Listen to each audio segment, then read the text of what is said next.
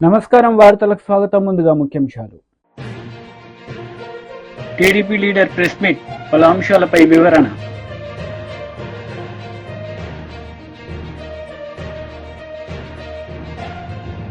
BJP leader press meet, పలు అంశాలపై వివరణ. టీడీపీ లీడర్ మీడియా సమావేశం నిర్వహించారు. ఈ సందర్భంగా పలు అంశాలపై ఆయన మాట్లాడారు. రాష్ట్రంలో అన్నా క్యాంటీన్స్ ఆగస్ట్ 15న స్టార్ట్ చేస్తున్నాం. గత 2014-19 అప్పుడు ఈ అన్నా క్యాంటీన్స్ని పేదల నిరుపేదల కోసం ప్రతి పేదవాడు కేవలం 5 రూపాయలతో చక్కటి భోజనం, ఆరోగ్యకరమైన భోజనం, మంచి ప్లేసులు అంటే తినే ప్లేస్ కూడా హైజీనిక్ గాను, తర్వాత చాలా ఆహ్లాదకరంగా ఉండాలని ఆ రోజు సీఎం గారు ఆదేశించడం, దానికి తగ్గట్టుగానే రాష్ట్రంలో 203 అన్నా క్యాంటీన్స్ యాక్చువల్గా ప్రారంభించడం జరిగింది. వాటిల్లో అంటే 203లో 183 యాక్చువల్గా వర్కింగ్కి వచ్చినాయి. దాదాపు ప్రతిరోజు 2,25,000 మంది భోంచేస్తున్నారు. 2,25,000 మంది. అటువంటి అన్నా క్యాంటీన్స్ని గత ప్రభుత్వం పూర్తిగా మూసేసింది. వాళ్ళు చేయదలుచుకుంటే రూపాయికి ఇచ్చుండొచ్చు, అంటే మేము 5 రూపాయలు ఇస్తే రూపాయి కూడా ఇచ్చుండొచ్చు, కానీ ఒక కక్ష సాధింపుతో ఆ ప్రభుత్వం చేసింది.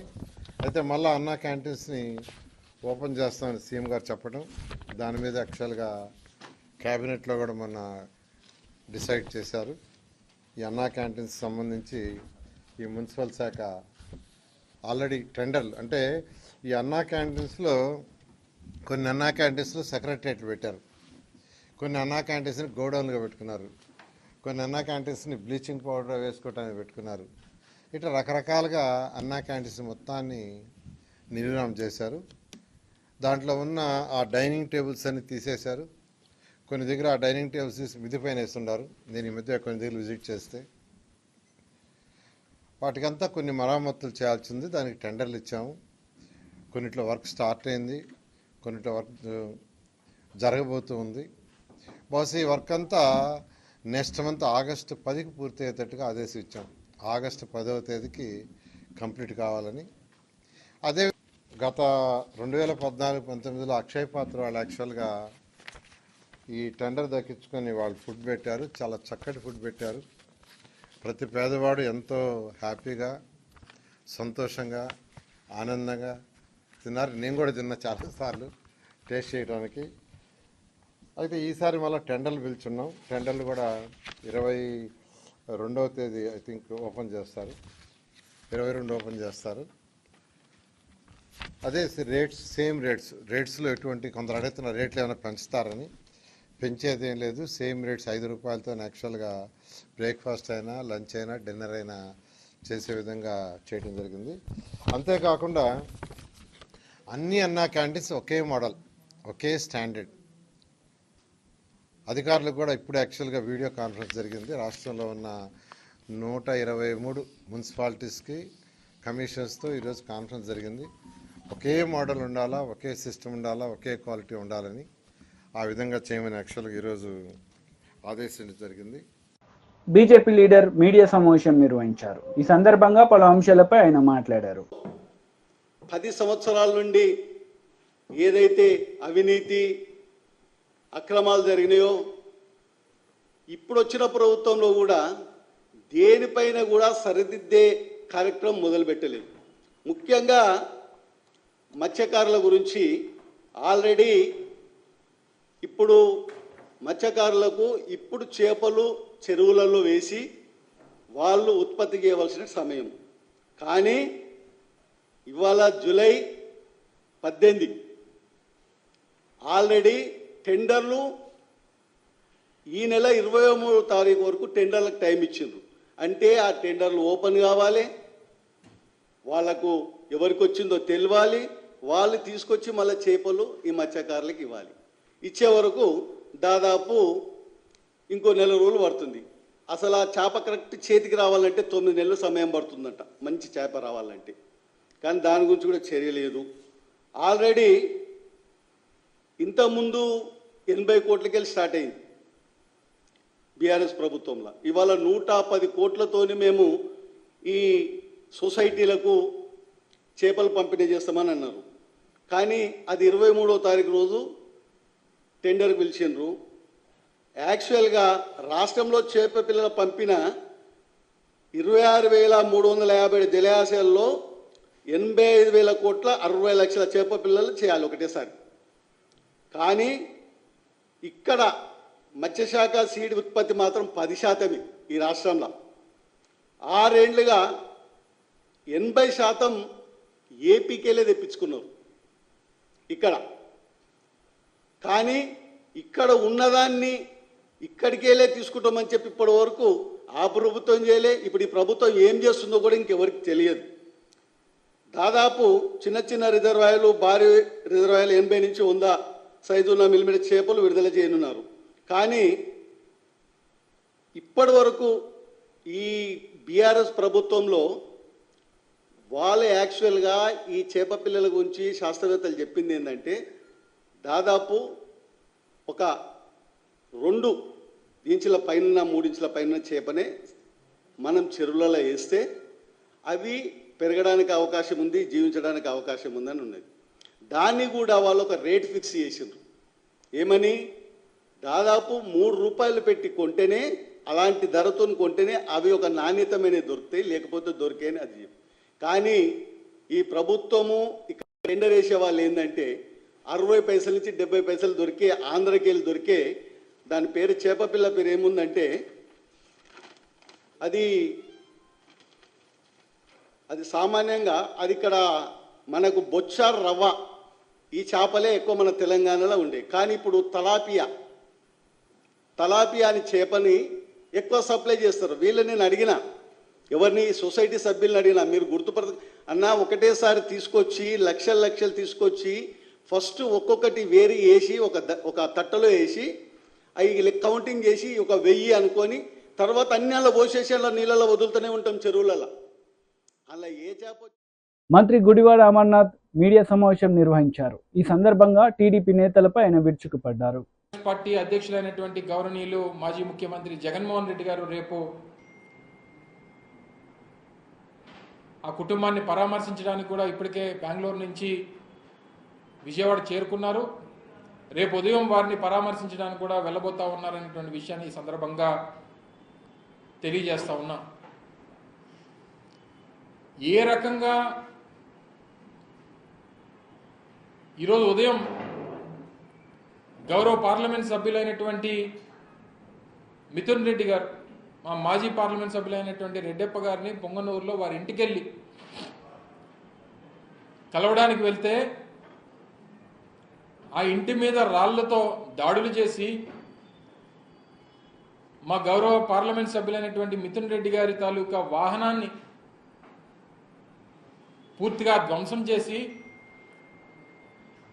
మాజీ పార్లమెంట్ సభ్యులైనటువంటి రెడ్డప్ప గారి వాహనాన్ని తగులుబెట్టి అక్కడికి వెళ్ళినటువంటి కొంతమంది పత్రికా సోదరులు కూడా మీద కూడా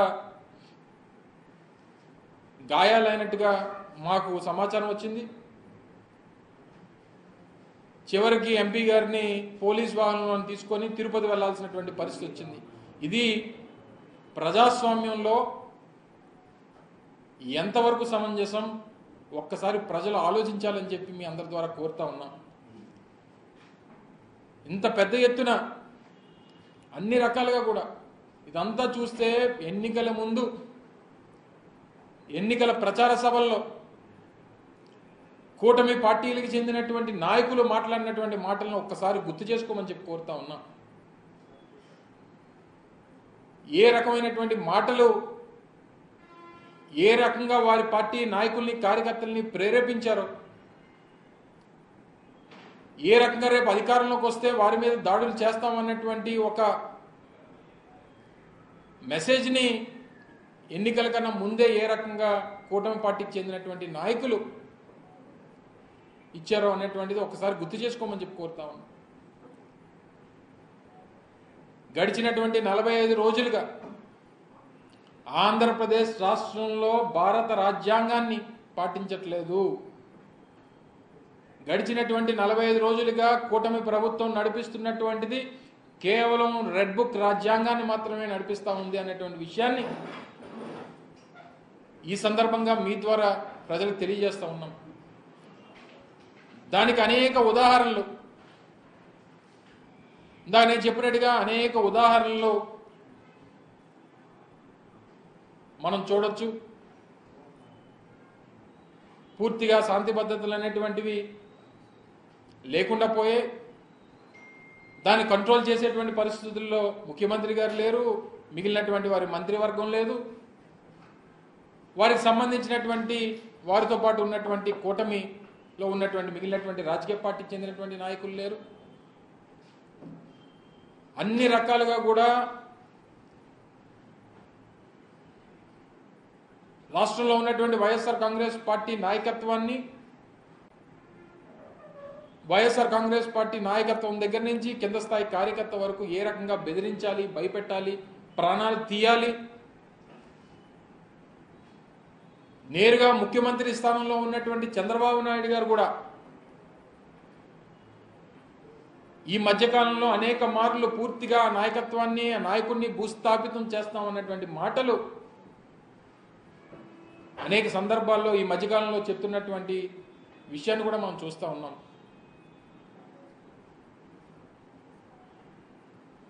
ఈరోజు ఇన్ని కార్యక్రమాలు జరుగుతున్నప్పుడు వారేమో ఈరోజు శాంతి భద్రతల మీద శ్వేతపత్రం ఏదో విడుదల చేస్తున్నట్టుగా వార్తల్లో చూడడం జరిగింది. గడిచినటువంటి 45 రోజులుగా వారి ప్రభుత్వం వచ్చిన తర్వాత జరిగినటువంటి ఈ దౌర్జన్యాల మీద, దాడుల మీద, హత్యల మీద, హత్యా ప్రయత్నాల మీద, వీటన్నిటి మీద కూడా ఒక శ్వేతపత్రం విడుదల చేస్తే బాగుంటుంది అనేటువంటిది నా తాలూకు అభిప్రాయం. ఇంకా 45 రోజులు అయిపోయినా ఇంక ఏ సందర్భం వచ్చినా ఇంకా వైఎస్ఆర్ కాంగ్రెస్ పార్టీని నిందించడం,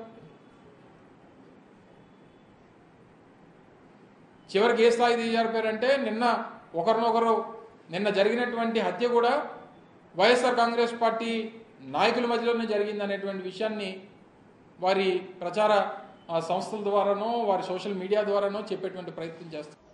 బీఆర్ఎస్ లీడర్ మీడియా సమావేశం నిర్వహించారు. ఈ సందర్భంగా పలు అంశాలపై ఆయన మాట్లాడారు.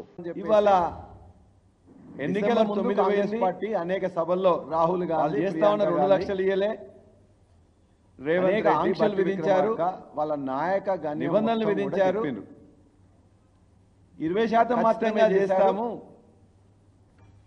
కేసీఆర్ ఘోరంతా చేసి మళ్ళా తీసుకోండి, రుణం చేసింది అత్యంత తక్కువ చెప్పుకోవాల అత్యంత ఎక్కువగా. డిసెంబర్ 9 పోయింది, ఇవాళ వాళ్ళు చేస్తా ఉన్న 2 లక్షలు మాట్లాడుతూ చెప్పారు, అనేక ఆంక్షలు విధించారు. కేసీఆర్ గారు మొదటి నెల విధించారు, 16,144 కోట్లు మాత్రం చేశారు, 20% మాత్రమే చేశారు. రెండోసారి ప్రభుత్వంలో దర్యాగా 12,000 కోట్లు చేశాడు చెప్పుకుంటున్నాను.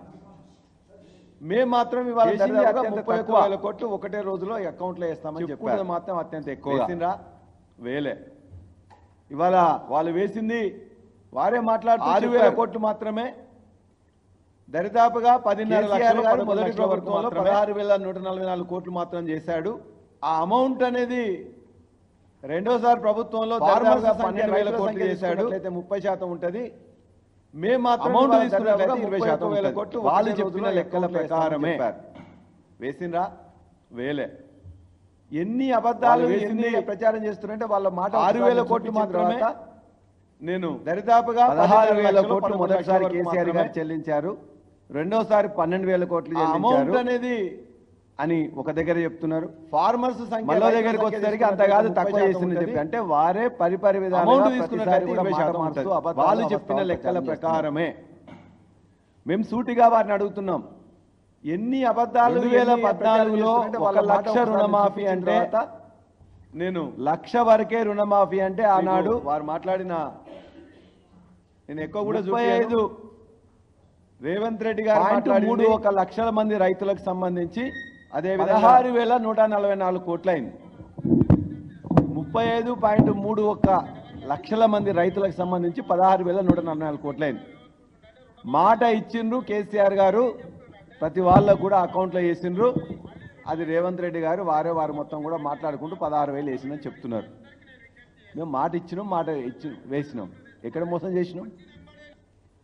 రెండోసారి కూడా దరిదాపుగా 37.33 లక్షల మంది రైతులకు ₹1,00,000 రుణమాఫీలో ఉన్నట్లయితే దరిదాపుగా 19,000 కోట్లు, 12,000 కోట్లు వేసినాం, 7,000 కోట్లు బ్యాంకులో పెట్టినాం. మీరే ఎలక్షన్ కమిషన్ పోయి కంప్లైంట్ ఇచ్చిండ్రు కదా. ఇవాళ రుణమాఫీ చేస్తున్నారు. కేసీఆర్ గారు ప్రభుత్వాన్ని రుణమాఫీ చేయకుండా ఆపండి అని చెప్పేసి ఎలక్షన్ కమిషన్కి చెప్పిండ్రు. ఎలక్షన్ వచ్చిన తర్వాత, ఎలక్షన్ అయిపోయిన తర్వాత ఆ నిధులన్నీ కూడా మీ మంత్రులు, మీ యొక్క కాంట్రాక్టర్లు తీసుకున్నది వాస్తవం కాదు మీకే తెలుసు. రైతు బంధుకి వేసిన నిధులు తీసుకున్నారు, రుణమాఫీకి వేసిన నిధులు తీసుకున్నారు. మేము మాట తప్పలే. రుణమాఫీ ద్వారా లెక్కలు కరెక్ట్గా చెప్పినాం. మేము ఎప్పుడు కూడా రుణమాఫీకి ఏ నిబంధనలు పెట్టలే, ఆంక్షలు పెట్టలే. కేసీఆర్ గారి ప్రభుత్వం ఒకటి చూసింది, పాస్బుక్ ఉందా లేదా, రుణం తీసుకున్నారా, పాస్బుక్ ఉందా లేదా. అందుకే 1,00,000 మాఫీ చేస్తున్నప్పుడు 35 లక్షల మందికి చేసినాం. రేవంత్ రెడ్డి గారు 16,000 చెప్పారు. రెండోసారి 37 లక్షలు ఐడెంటిఫై చేసినాం. కేసీఆర్ గారు 19,000 కోట్లు, 12,000 కోట్లు వేసినాం అని ఒక దగ్గర చేస్తుందేంటి. మళ్ళీ దగ్గరికి వచ్చేసరికి అంతగానో తక్కువ చేసింది. వారే పరిపరి విధాలుగా కూడా మాట మారుస్తూ అబద్ధాలు ప్రచారం 6,000 కోట్లు అని చెప్తున్నారు. ఎందుకు సూటిగా వారిని అడుగుతున్నాం, ఎట్లా తగ్గింది? 2014లో రుణమాఫీ అంటే 16,000 కోట్లుంటే, 1,00,000 రుణమాఫీ అంటే ఆనాడు 19,000 కోట్లుంటే, 35 రైతులు 35 లక్షల మంది రైతులు ఆనాడు మంది రైతులకు సంబంధించి ఇవాళ ఎందుకు 16,144 కోట్లు అయింది. మీ నిబంధనలు కాదా? 35.3 నిబంధనల వల్ల మీ ఆంక్షల వల్ల రైతులకు సంబంధించి రేషన్ కార్డు ఉన్న వాళ్ళని మీరు లెక్క తీసుకోలే. మాట ఇచ్చిండ్రు కేసీఆర్ గారు, లేని వాళ్ళని లెక్క తీసుకోలే, అకౌంట్ లో వేసిండ్రు. ఆధార్ కార్డు లేని వాళ్ళని లెక్క తీసుకోలే. మొత్తం కూడా మాట్లాడుకుంటూ ప్రభుత్వ ఉద్యోగస్తులను లెక్క తీసుకోలే. మేము మాట ఇచ్చినాం. ఐటీ పే చేస్తున్న వాళ్ళని లెక్క. టీడీపీ లీడర్ మీడియా సమావేశం నిర్వహించారు. ఈ సందర్భంగా పలు అంశాలపై ఆయన మాట్లాడారు. 37.3 లక్షల మంది రైతులకు ముఖ్యంగా ₹1,00,000 ఏదైతే ఒక రుణమాఫీలో ఇద్దరట్లయితే దరిదాపుగా 19,000 వ్యక్తుల మధ్య జరిగినటువంటి గొడవని 12,000 కోట్లు వేసి తెలుగుదేశానికి ముడేయడం చాలా దారుణం అని చెప్పి ఈ సందర్భంగా తెలియజేస్తూ, కంప్లైంట్ ఇచ్చింది. అలాగే ప్రతిదీ కూడా రుణమాఫీ చేస్తున్నారు. వ్యక్తిగత కక్షల్లో హత్య జరిగితే రాష్ట్రపతి పాలన కావాలని చెప్పడం, ఎలక్షన్ కమిషన్ కి చెప్పిండ్రు. లేకపోతే ఎలక్షన్ కూటమి ప్రభుత్వం విషయం చల్లడం.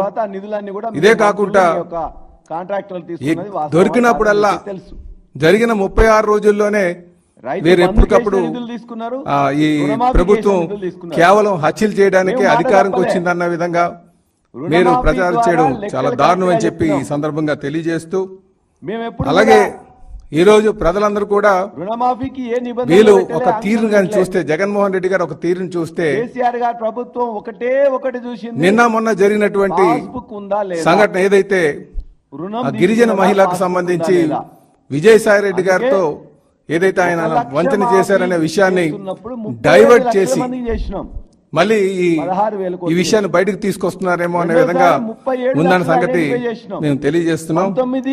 తెలుగుదేశం పార్టీ కీర్తి చేసిన నందమూరి తారక రామారావు గారు స్థాపించిన దగ్గర నుంచి కూడా నేటి వరకు కూడా ఏ రోజు కూడా హత్యా రాజకీయాల్లో లేదన్న సంగతి మీరు తెలుసుకోవాలని చెప్పి ఈ సందర్భంగా తెలియజేస్తున్నా. 6,000 కోట్లు అని చెప్తున్నారు. అలాగే ఎందుకు ఈ వ్యత్యాసం, ఎట్లా తగ్గింది?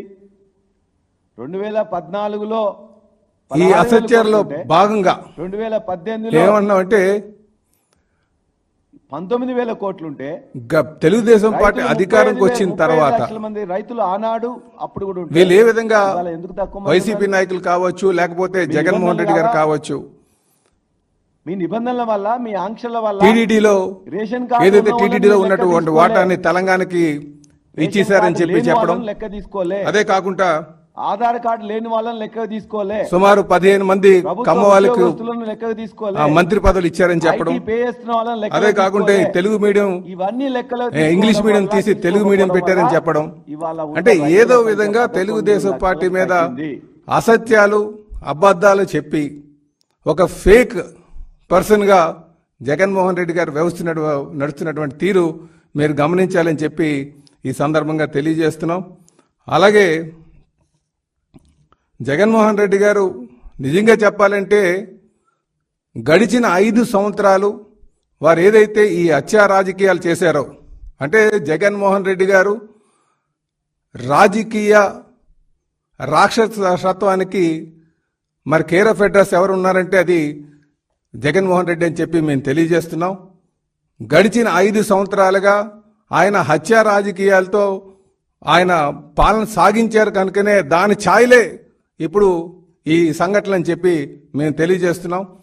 చెప్పాలి అంటే జిలానీ హత్యకి మరి ఆయన రషీద్ హత్యకి జిలానీ కారణం అన్నారు. వాళ్ళిద్దరికీ కూడా ప్రజలందరూ కూడా గమనించాలి. వీళ్ళిద్దరికీ కూడా సంవత్సరం నుంచే ఆ గొడవలు ఉన్నాయనే సంగతి మీరు తెలుసుకోవాలి. ఎందుకంటే ఆ గొడవ వాళ్ళిద్దరి మధ్యనటువంటి వ్యక్తిగత గొడవల్ని ఆ రోజు ఉన్నటువంటి ఎమ్మెల్యే గారు బోళ్ళ బ్రహ్మనాయుడు గారు ఆయన దగ్గర గత 1 సంవత్సరం క్రితమే ఒక పంచాయతీ జరిగింది.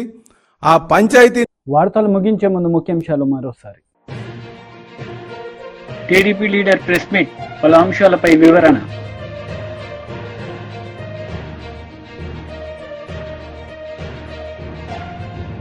బీజేపీ లీడర్ ప్రెస్ మీట్, పలు అంశాలపై వివరణ. ఈ వార్తలు ఇంతటితో సమాప్తం. తిరిగి ప్రసారమయ్యే వార్తలు మళ్ళీ కలుద్దాం. అంతవరకు సెలవు. నమస్తే.